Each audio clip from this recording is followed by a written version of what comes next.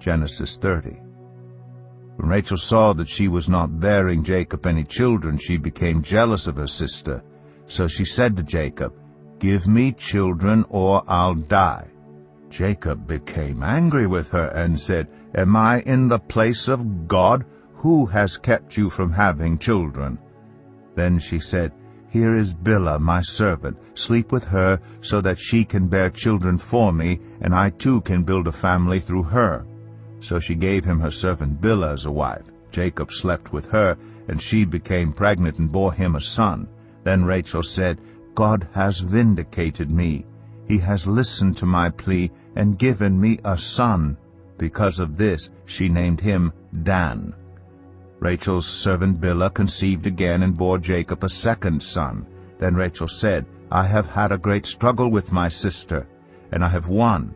So she named him Naphtali. When Leah saw that she had stopped having children, she took her servant Zilpah and gave her to Jacob as a wife. Leah's servant Zilpah bore Jacob a son. Then Leah said, "What good fortune!" So she named him Gad. Leah's servant Zilpah bore Jacob a second son. Then Leah said, "How happy I am! The women will call me happy." So she named him Asher.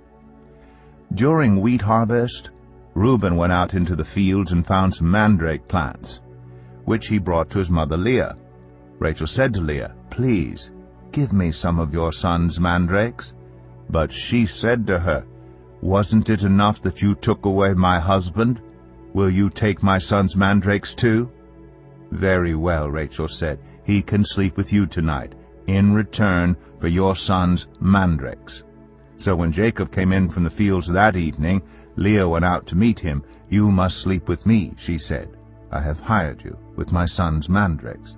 So he slept with her that night. God listened to Leah, and she became pregnant and bore Jacob a fifth son. Then Leah said, "God has rewarded me for giving my servant to my husband." So she named him Issachar. Leah conceived again and bore Jacob a sixth son.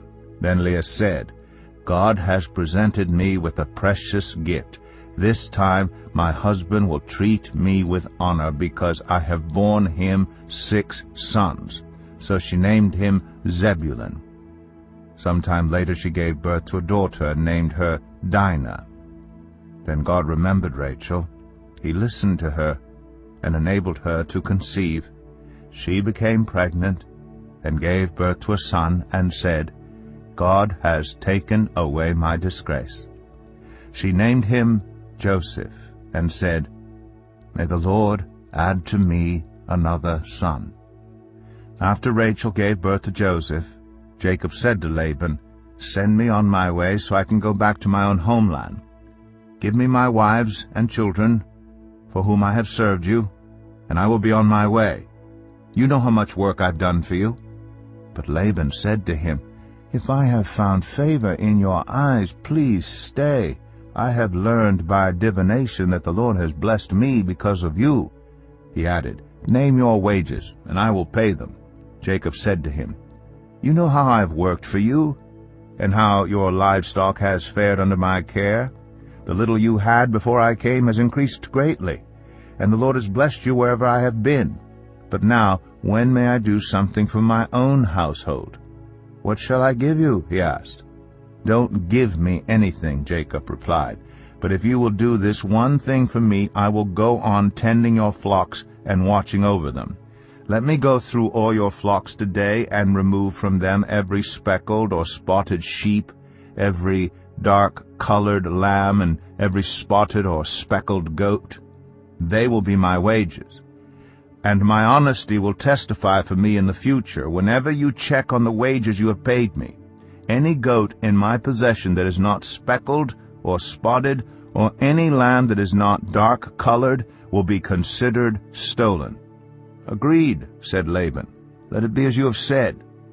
That same day he removed all the male goats that were streaked or spotted, and all the speckled or spotted female goats, all that had white on them, and all the dark-colored lambs, and he placed them in the care of his sons. Then he put a 3-day journey between himself and Jacob, while Jacob continued to tend the rest of Laban's flocks. Jacob, however, took fresh-cut branches from poplar, almond, and plane trees, and made white stripes on them by peeling the bark and exposing the white inner wood of the branches. Then he placed the peeled branches in all the watering troughs, so that they would be directly in front of the flocks when they came to drink. When the flocks were in heat and came to drink, they mated in front of the branches, and they bore young that were streaked or speckled or spotted. Jacob set apart the young of the flock by themselves, but made the rest face the streaked and dark-colored animals that belonged to Laban. Thus he made separate flocks for himself, and did not put them with Laban's animals. Whenever the stronger females were in heat, Jacob would place the branches in the troughs in front of the animals, so that they would mate near the branches. But if the animals were weak, he would not place them there. So the weak animals went to Laban, and the strong ones to Jacob.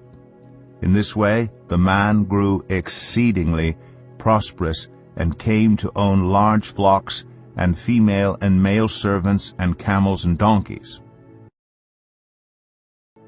Jacob heard that Laban's sons were saying, "Jacob has taken everything our father owned, and has gained all this wealth from what belonged to our father." And Jacob noticed that Laban's attitude toward him was not what it had been. Then the Lord said to Jacob, "Go back to the land of your fathers and to your relatives, and I will be with you." So Jacob sent word to Rachel and Leah to come out to the fields where his flocks were. He said to them, "I see that your father's attitude toward me is not what it was before, but the God of my father has been with me. You know that I've worked for your father with all my strength, yet your father's cheated me by changing my wages 10 times. However, God has not allowed him to harm me. If he said the speckled ones will be your wages, then all the flocks gave birth to speckled young, and if he said the streaked ones will be your wages, then all the flocks bore streaked young. So God has taken away your father's livestock and has given them to me. In breeding season I once had a dream, in which I looked up and saw that the male goats mating with the flock were streaked, speckled, or spotted. The angel of God said to me in the dream, 'Jacob.' I answered, 'Here I am.' And he said, 'Look up and see that all the male goats mating with the flock are streaked, speckled, or spotted. For I have seen all that Laban has been doing to you. I am the God of Bethel, where you anointed a pillar, and where you made a vow to me. Now leave this land at once, and go back to your native land.' Then Rachel and Leah replied, 'Do we still have any share in the inheritance of our father's estate? Does he not regard us as foreigners? Not only has he sold us, but he has used up what was paid for us. Surely all the wealth that God took away from our father belongs to us and our children. So do whatever God has told you.'" Jesus called his 12 disciples to him and gave them authority to drive out impure spirits and to heal every disease and sickness. These are the names of the 12 apostles. First Simon, who is called Peter, and his brother Andrew, James son of Zebedee and his brother John, Philip and Bartholomew, Thomas and Matthew the tax collector, James son of Alphaeus and Thaddeus, Simon the Zealot, and Judas Iscariot, who betrayed him.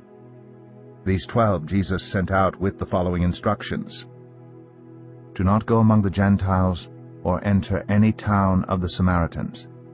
Go rather to the lost sheep of Israel. As you go, proclaim this message: the kingdom of heaven has come near. Heal the sick, raise the dead, cleanse those who have leprosy, drive out demons. Freely you have received, freely give. Do not get any gold or silver or copper to take with you in your belts, no bag for the journey, or extra shirt or sandals or a staff, for the worker is worth his keep. Whatever town or village you enter, search there for some worthy person, and stay at their house until you leave. As you enter the home, give it your greeting. If the home is deserving, let your peace rest on it. If it is not, let your peace return to you.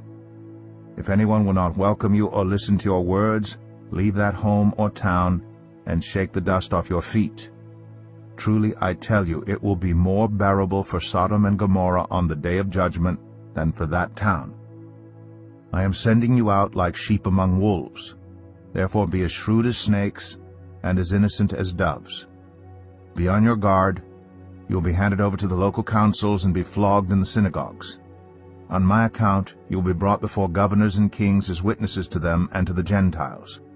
But when they arrest you, do not worry about what to say or how to say it. At that time you'll be given what to say, for it will not be you speaking, but the Spirit of your Father speaking through you. Brother will betray brother to death, and a father his child. Children will rebel against their parents and have them put to death. You will be hated by everyone because of me.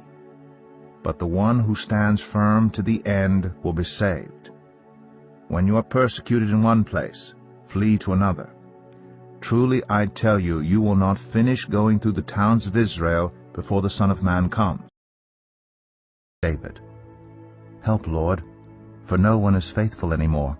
Those who are loyal have vanished from the human race. Everyone lies to their neighbor. They flatter with their lips, but harbor deception in their hearts. May the Lord silence all flattering lips and every boastful tongue. Those who say, "By our tongues we will prevail. Our own lips will defend us." Who is Lord over us? Because the poor are plundered and the needy groan, I will now arise, says the Lord. I will protect them from those who malign them. And the words of the Lord are flawless, like silver purified in a crucible, like gold refined 7 times. You, Lord, will keep the needy safe, and will protect us forever from the wicked, who freely strut about when what is vile is honored by the human race. Blessed are those who find wisdom, those who gain understanding, for she is more profitable than silver and yields better returns than gold. She is more precious than rubies. Nothing you desire can compare with her.